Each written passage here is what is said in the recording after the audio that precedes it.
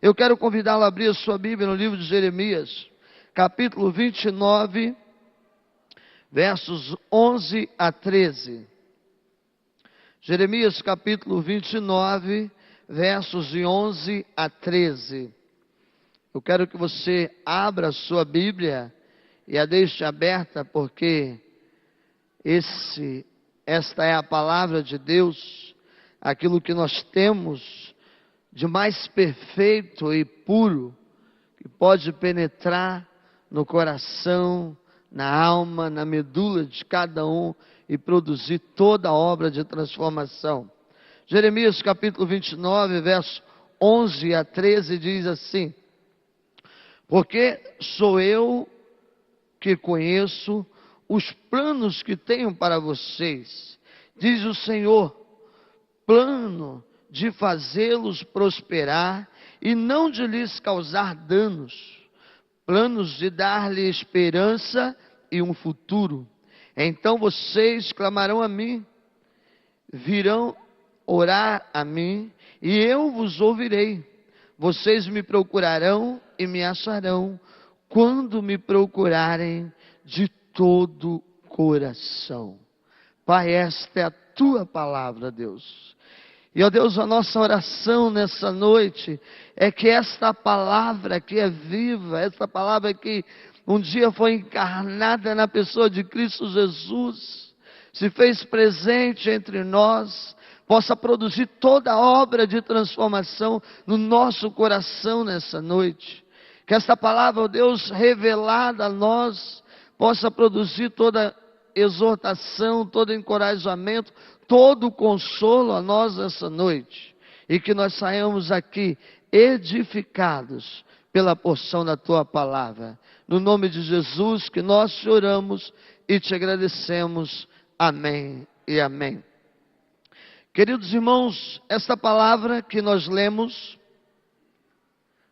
está num contexto de uma nação chamada Judá, um tempo em que esta nação estava vivendo em dias muito difíceis, um tempo em que a nação de Judá vivia sobre a exortação de Deus, um tempo em que Deus tinha levado a nação a um processo de tratamento, a um processo de restauração, para que esta nação pudesse se voltar para o Senhor, para que essa nação pudesse se voltar para a presença de Deus. E eu quero pensar com você nessa noite, e a partir desse texto eu quero dizer algo para você. Deus deseja restaurar a alegria daqueles que estão cativos. Deus deseja restaurar a alegria daqueles que estão cativos. Essa palavra profética de Jeremias sobre a nação de Judá, veio um tempo em que a nação estava cativa no reino da Babilônia. A Bíblia diz que a nação de Judá estava vivendo um tempo de cativeiro, longe da sua terra, longe do seu convívio, longe do seu povo, porque Deus havia permitido que o rei da Babilônia entrasse, sitiasse a cidade de Judá e levasse todo o povo cativo por causa da desobediência e por causa do pecado desse povo e desta nação. Quando nós olhamos para o livro de Jeremias, que é um livro de Jeremias é um profeta que Deus levanta diante daquela nação para mostrar qual era a sua situação. Nós vamos descobrir que a nação de Israel estava vivendo um tempo de distanciamento de Deus. A nação de Israel estava vivendo um tempo de pecado diante de Deus. Quando você começa a ler o capítulo 2 da palavra de Jeremias Israel, quando você continua lendo toda a história, todo o livro de Jeremias, você vai ver que Israel vivia um tempo de total calamidade. Um tempo de total falta de esperança. Os seus muros estavam derrubados, as casas estavam invadidas, não havia mais plantação, as plantações tinham sido saqueadas, todos os filhos tinham sido levados diante das suas famílias, apenas os velhos, apenas aqueles que não tinham muito valor, tinham ficado na cidade. Quando você olha para o capítulo 25 do livro de Jeremias, você vai perceber que a situação era de total caos. A situação era de desespero, a situação era de sofrimento.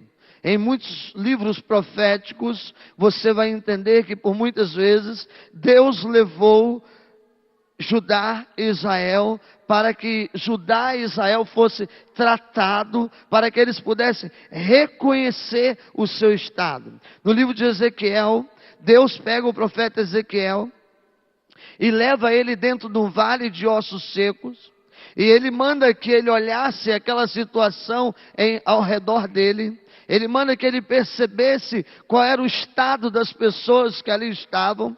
É como se Deus levasse Ezequiel dentro de um grande cemitério. Hoje é dia finados, né? Muitas pessoas estão aí, foram ao cemitério, porque muitas pessoas estão aí levantando flores para aqueles que já morreram e pagando promessas. Mas a palavra de Deus diz que Deus mostra a Ezequiel qual era a situação daquela nação. E depois disso ele diz: Ezequiel, esses ossos é a casa de Israel, é a nação de Israel. Eles estão vazios, frios, tristes, secos, porque cemitério é lugar de tristeza, é lugar de frieza, é lugar de sequidão, é lugar onde não há vida, onde não há mais esperança. E esta era a situação daquela nação.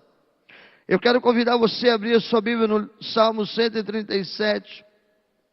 O Salmo 137 vai nos mostrar também um pouco do que viveram o povo de Judá dentro do cativeiro da Babilônia. Salmo 137, abra a sua Bíblia.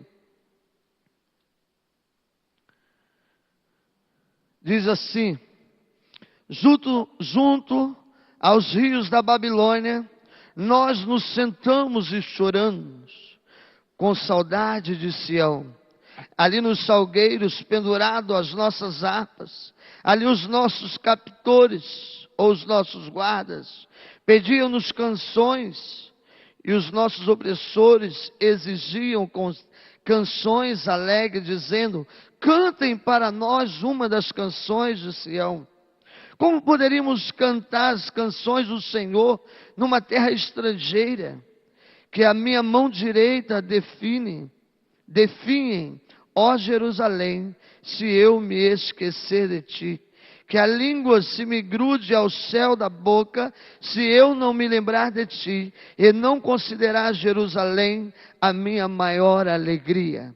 Esse salmo representa o que o povo de Judá viveu diante do tempo de tratamento de Deus, enquanto cativo na Babilônia.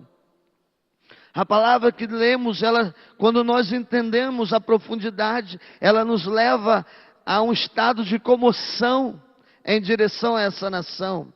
Porque ele diz como era triste, como era vazio para nós viver naquela situação. Nós que éramos músicos, nós que tocávamos, nós que sempre levantamos canções de alegria, nós íamos para a beira dos rios, até na esperança de levantar um culto, mas o pecado nos fez ficar frio, o pecado nos fez ficar triste. Nós não tínhamos condições de levantar uma adoração a Deus, e nós sentávamos e chorávamos.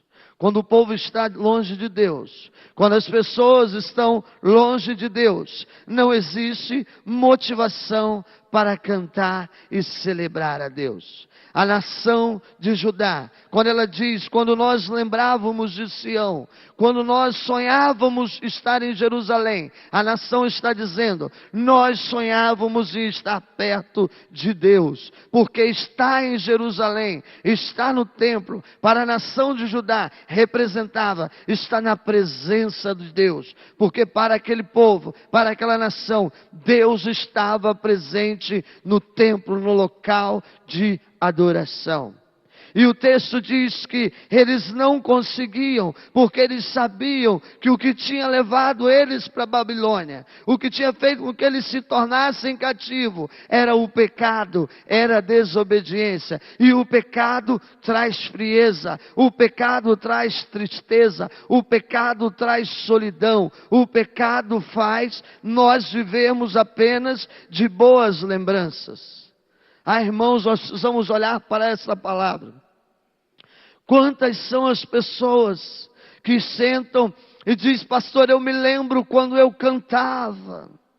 Pessoas que vivem de lembranças. Eu me lembro quando eu tinha a alegria de ir para a frente da igreja e conduzir um hino de louvor a Deus. Eu me lembro quando eu não me reunia para estudar os estudos da escola bíblica dominical. Eu me lembro quando eu saía do meu lar, caminhava com meus filhos e nós andávamos horas e horas para ali no templo adorarmos o nosso Deus. Hoje já não existe mais isso. E muitas são as pessoas que dizem isso com lágrimas nos olhos, porque não conseguem mais, não conseguem restaurar a alegria, não conseguem restaurar a esperança, não conseguem restaurar o entusiasmo de estar na presença de Deus. E eu quero dizer uma coisa para você nessa noite. Há um desejo de Deus,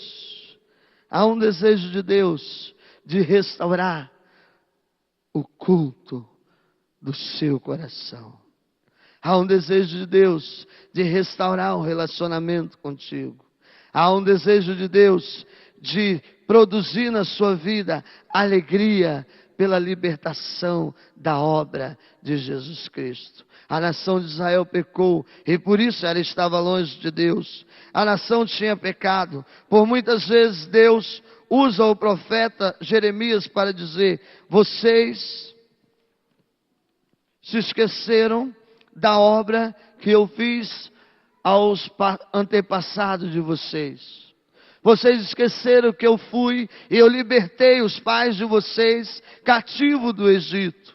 Vocês esqueceram que eu peguei vocês pela mão e conduzi vocês pelo deserto por 40 anos. E lá eu provi na vida de vocês. Eu entrei com provisão na vida de vocês. Lá eu sustentei vocês. Lá eu livrei vocês das mãos dos inimigos que se levantaram contra vocês. Mas depois de vocês alcançarem Canaã, depois de vocês entrarem na terra prometida, depois de vocês alcançarem as promessas que eu tinha para vocês, vocês viraram as costas para mim. Vocês começaram a levantar culto a Balaíns, vocês começaram a adorar a Baal, vocês começaram a buscar aliança com nações pecadoras e vocês se esqueceram de mim. E se vocês não voltarem o coração para mim, se vocês não buscarem restaurar o relacionamento comigo, eu vou trazer sobre vocês um tempo de justiça. Eu vou trazer sobre vocês um tempo de tratamento. E a Bíblia diz que Israel não ouviu a voz do Senhor. Israel não entendeu o recado de Deus. Israel, pelo contrário, ele se levantou contra os profetas. Homens de Israel se levantaram para destruir a vida de Jeremias. Homens se levantaram para matar Jeremias, porque Jeremias estava profetizando coisas ruins sobre Israel, sobre Judá. E eles queriam que as profecias fossem profecias boas, que agradassem aos seus ouvidos. E a Bíblia diz que então Deus permitiu que o rei da Babilônia saqueasse toda a cidade de Judá e levasse esse povo cativo, porque esse povo havia pecado contra Deus. O que isso tem a ver comigo e com você, querido que está aqui nessa noite? O que isso tem a ver com a minha história de vida? O que isso pode, de que forma nós podemos trazer isso para nós e refletir a nosso posicionamento diante de Deus? Assim como Judá pecou, a Bíblia diz que toda a humanidade pecou. Porque todos pecaram e destituídos foram da glória de Deus. Todos pecaram. Paulo, escrevendo a carta aos Romanos, ele vai dizer: todos pecaram e destituídos foram da glória de Deus, foram afastados da glória de Deus. E esse afastamento produz um estado de solidão, de angústia, de vazio dentro de cada pessoa e de cada ser humano. Esse estado de afastamento do homem de Deus produz um vazio, produz uma tristeza, produz uma sequidão, produz uma falta de alegria. É isso que Israel estava vivendo. Eles tinham boas lembranças do primeiro relacionamento. Muitas são as pessoas, queridos, que nós encontramos tristes, vazias, sofridas, sem esperança, sem nenhuma perspectiva de vida. Obrigado, Elza, Deus te abençoe. Essa semana eu estava conversando com uma pessoa, 33 anos, e ela disse para mim: pastor, eu não tenho nenhuma perspectiva de vida. Nenhuma. Eu não consigo deslumbrar nada diante dos meus olhos. Talvez, na minha pequena imaginação, ela fosse a única pessoa. Mas nós sabemos que muitas são as pessoas sem esperança em relação ao casamento, sem esperança em relação à família, sem esperança em relação ao relacionamento familiar, sem esperança em relação à vida financeira, porque entrou numa situação tão difícil, tão complicada, entrou numa situação tão desgastante que não há mais esperança. E ela não consegue mais restaurar o culto. Porque a situação é de tristeza, a situação é de angústia.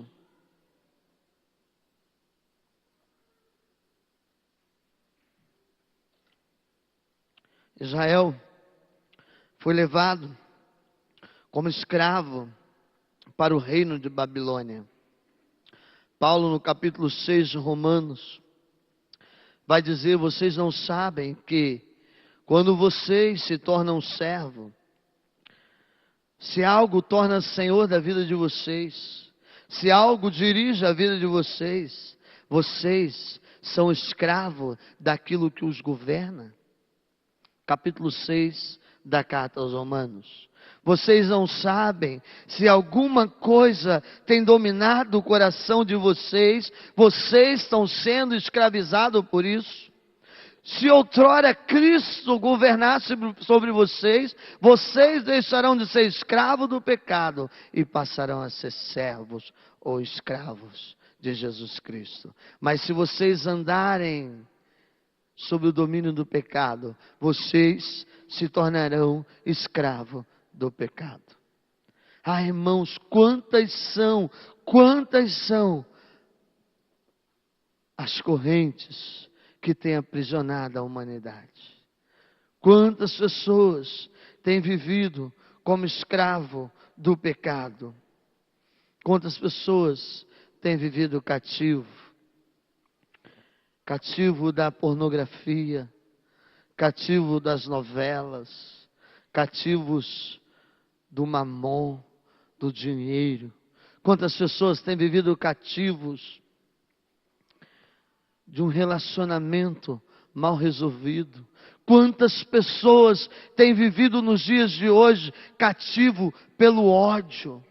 Quantas pessoas têm vivido nos dias de hoje acorrentado por questões que ficaram lá atrás, mas não conseguem se libertar, não conseguem mais restaurar a alegria, porque aquilo é algo que tem atormentado a sua vida, e ela não consegue mais entrar na presença de Deus, e a única coisa que ela tem é uma lembrança de um dia em que ela teve um encontro com Jesus, mas ao longo da caminhada, pelo pecado, pela desobediência, ela perdeu isso.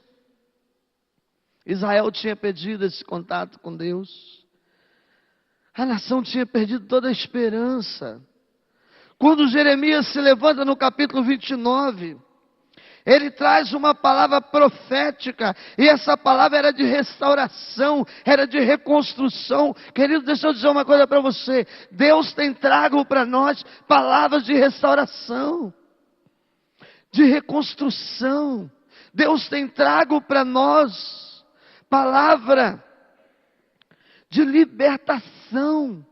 Nós só não experimentaremos se nós não nos voltarmos para Ele. Mas se nós nos voltarmos para Ele, Ele fará coisas grandes que nós nem conhecemos. Deixa eu dizer uma coisa para você, querido. Todo homem pecou.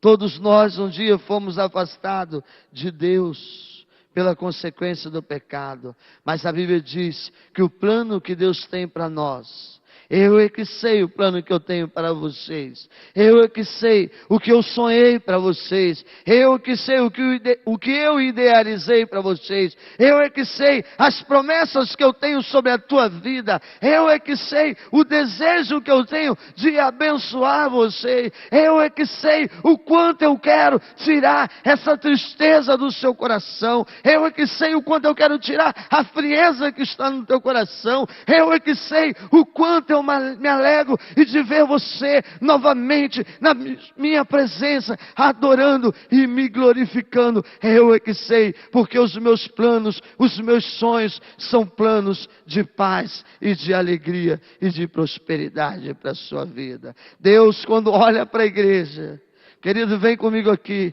Deus, quando olha para a igreja, Deus, quando olha do céu para nós, quando Ele envia o seu Filho na cruz, quando Ele envia Jesus para morrer pelos nossos pecados, Ele olha, e o desejo dEle, que no meio de nós haja uma harmonia através do Espírito Santo, que eu possa te amar, que você possa me amar, e junto nós possamos glorificar e exaltar o nome de Jesus nesse lugar. Sem nenhuma mancha, sem nenhum pecado, sem nada que atrapalhe esse relacionamento, de eu poder olhar para você e dizer: eu te amo, porque o preço que Ele pagou por mim foi o preço que Ele pagou por você. Essa é a vontade de Deus. E Ele vai dizer: a nação de Israel parece que tinha perdido a esperança, parece que eles já não queriam mais viver. Parece que eles não tinham mais perspectiva de vida. E veja o versículo 6. A palavra que ele vai trazer através de Jeremias para o povo. Ele vai dizer assim: renove as suas forças. Não parem de sonhar. Continuem sonhando. Por que é que vocês pararam de acreditar em mim? Não parem, não desistam. Não deixem de sonhar. Construam, sonhem, edifiquem, planejem. Versículo 6, capítulo 29.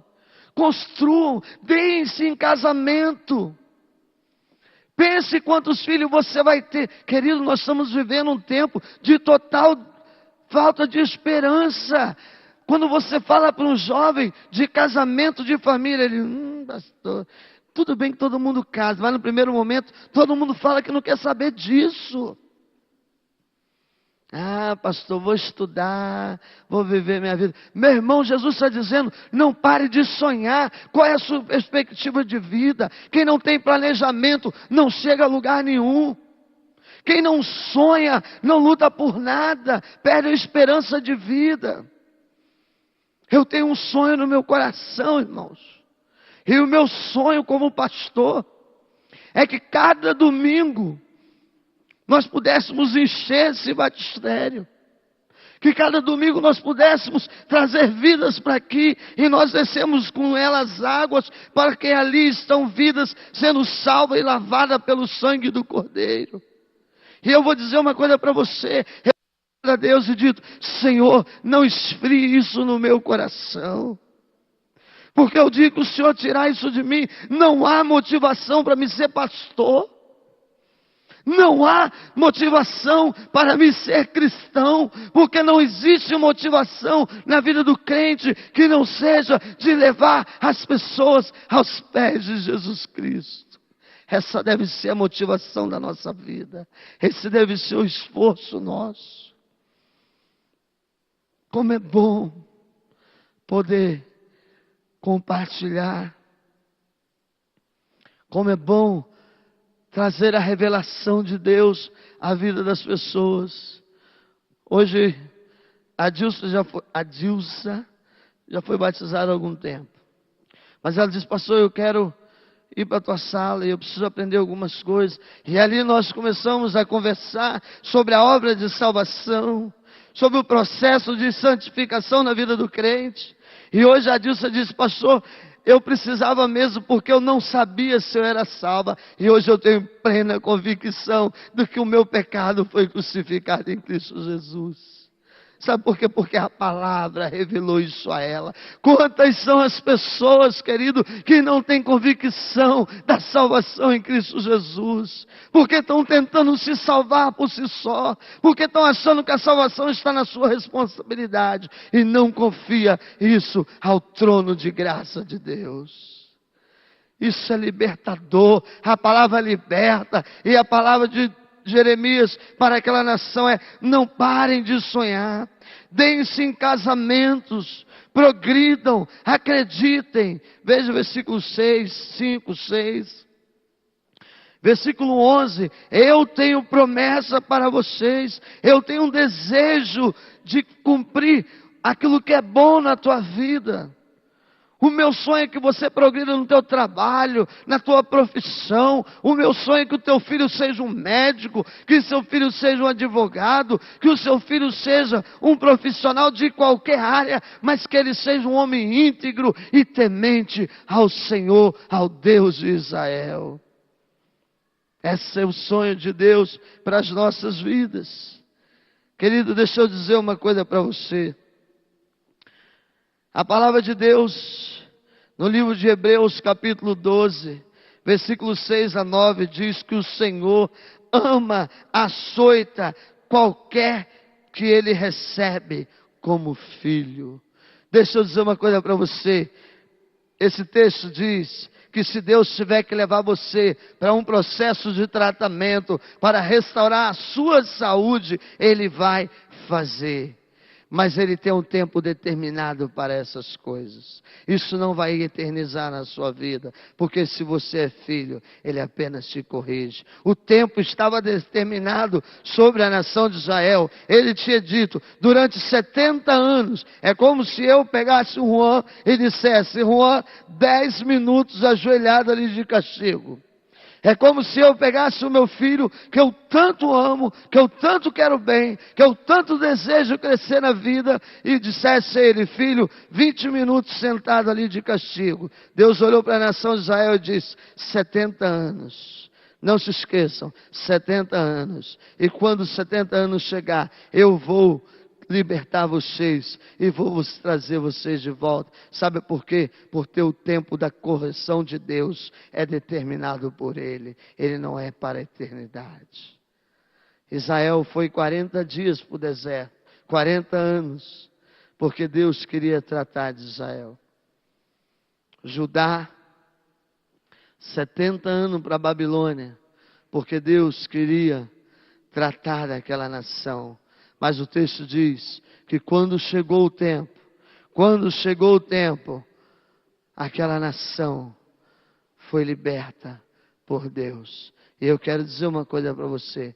Se você voltar o seu coração para Deus, se você voltar os seus olhos para Deus, Ele liberta você de qualquer que seja a escravidão, qualquer que seja a corrente que esteja sobre a tua vida, qualquer coisa que esteja impedindo você de ter a alegria plena do Espírito Santo, qualquer coisa que esteja impedindo você de ser o verdadeiro adorador de Jesus Cristo, qualquer coisa que impeça você. Veja o texto, abra sua Bíblia novamente, olha para o que a palavra diz, versículo 12, versículo 13 e versículo 14, olha para o texto.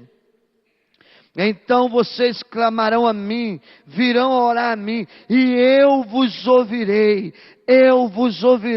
quando vocês se voltarem verdadeiramente para mim. Vocês me procurarão e me acharão quando me procurar com todo o vosso coração. Quando vocês virem com integridade, com sinceridade, com verdade, vocês me encontrarão. Eu me deixarei ser encontrado por vocês. Que palavra maravilhosa. Deus quer, querido, que você vá ao encontro dele e procure por ele, porque ele deseja ser encontrado por você.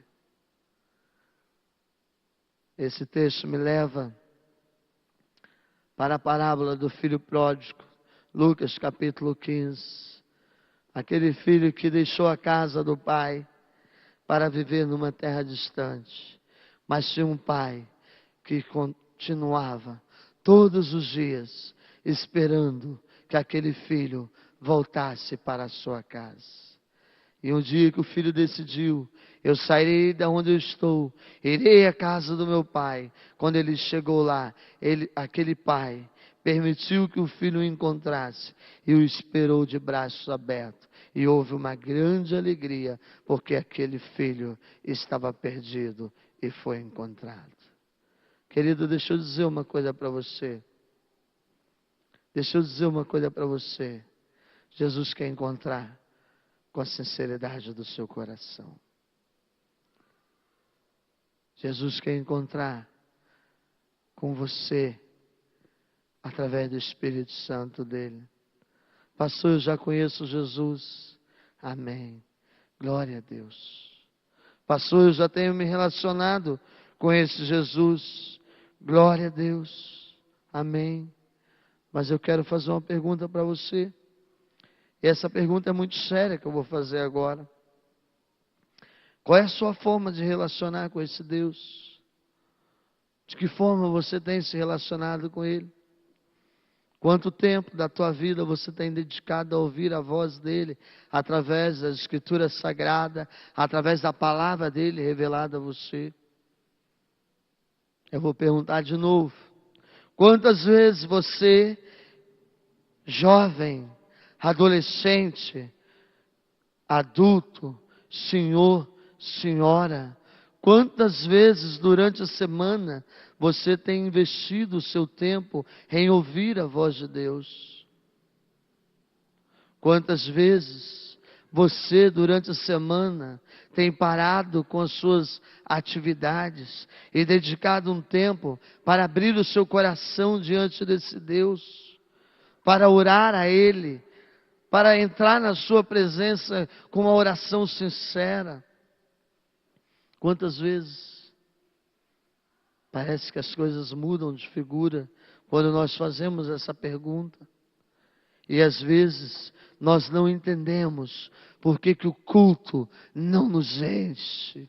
Nós entendemos porque não há alegria no culto. Porque eu vou para a casa do Senhor tão desanimado. Por que eu volto tão desanimado? Por que eu vou tão triste e eu volto triste? Eu vou com problema e eu volto com problema. Porque eu não me disponho a me submeter a um relacionamento direto com esse Deus. Quando vocês me buscar de todo o vosso coração, vocês me encontrarão. Jeremias 33, versículo 3. Veja o que o Senhor vai dizer a você. Veja a palavra profética de Jeremias. Clama a mim, Clama a mim e responder-te-ei, e lhe direi coisas grandiosas e insondáveis que você não conhece. Clama a mim, clama a mim, clama a mim, e eu responder-te-ei, eu anunciar-te-ei a você coisas grandes que você não conhece. Deus quer revelar coisas grandes a você. Deus diz a Jeremias: diga ao povo que quando chegar aos 70 anos, eu os livrarei. Por isso, não parem de crer, não parem de sonhar, porque existe uma promessa sobre a vida de vocês. Não parem de crer, porque existe uma promessa. E não diferentemente sobre Judá, existe uma promessa sobre a minha vida e sobre a tua vida, porque a promessa é: Deus tem plano de paz, de prosperidade, de alegria para mim e para você.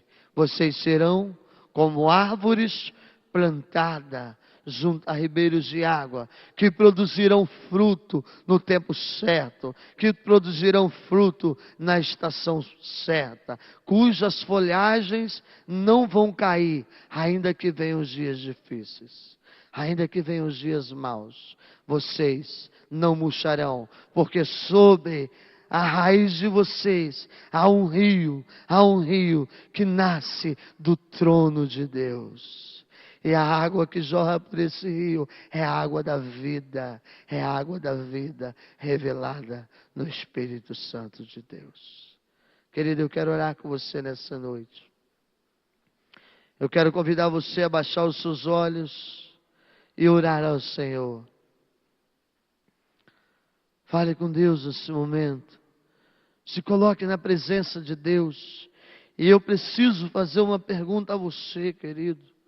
Talvez exista em você algo lá do passado, algo que travou você, que amarrou você, que fez com que o seu coração se tornasse um coração frio, sem esperança, sem alegria. Você não consegue mais passar 10 minutos na presença de Deus. Não consegue. A sua mente não te permite isso. Você não consegue mais ler a tua palavra, nem 5 minutos, porque vem um turbilhão de coisas na sua cabeça. Eu quero dizer uma coisa para você: isso é corrente que tem amarrado você, querido, de experimentar do poder de Deus. Poucas são as pessoas hoje, querido, que separam tempo para orar. Poucas são as pessoas que oram na noite, que oram no monte, que oram em casa, que oram com o quarto com a porta fechada, que oram no meio da família, porque Deus, Satanás, tem lançado sobre o nosso povo, sobre a nossa nação, correntes que nos impedem de nos alegrarmos na presença do Senhor, mesmo enquanto nos reunimos aqui neste local com a congregação. Quantas são as pessoas que, quando nós estamos cantando o cântico de louvores, estão com semblantes fechados para o Espírito Santo de Deus, fechado para o relacionamento, fechado para a comunhão, fechado para tudo que Deus tem a dar para você e para a tua família. Ai, irmão, deixa o Espírito Santo de Deus quebrar o teu coração essa noite, porque eu é que sei o que eu sonho para vocês.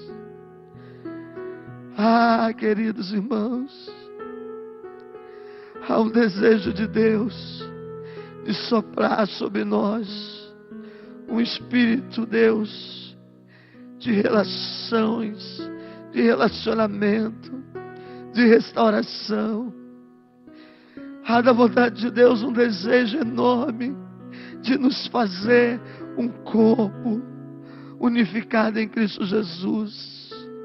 Mas é preciso que haja um desprendimento, que você tenha os seus ouvidos abertos à voz do Senhor, que você não feche o teu coração, assim como os líderes de Israel fecharam, que você não feche o teu coração para a palavra que Deus tem enviado sobre a tua vida, assim como Israel fechou os olhos e teve que sofrer durante 70 anos como escravo na Babilônia para tratar o orgulho do seu coração. Você não precisa disso, você só precisa dizer: Senhor, eu quero mais de Ti, eu quero, Jesus, eu quero me relacionar contigo, eu quero continuar sonhando com esta igreja, eu quero continuar sonhando no meu trabalho, eu quero continuar sonhando com meu esposo, porque eu parei de sonhar, eu não tenho mais alegria de sonhar com meu esposo sendo uma bênção na minha família. Deus hoje quer restaurar isso na tua vida, querido. Talvez você diga: eu não sonho mais com meu casamento. Há uma frieza profunda lá em casa, há uma frieza profunda, por isso eu não sonho mais, eu não tenho mais alegria. Eu me lembro quando nós nos casamos, era tudo tão lindo, era tudo tão maravilhoso,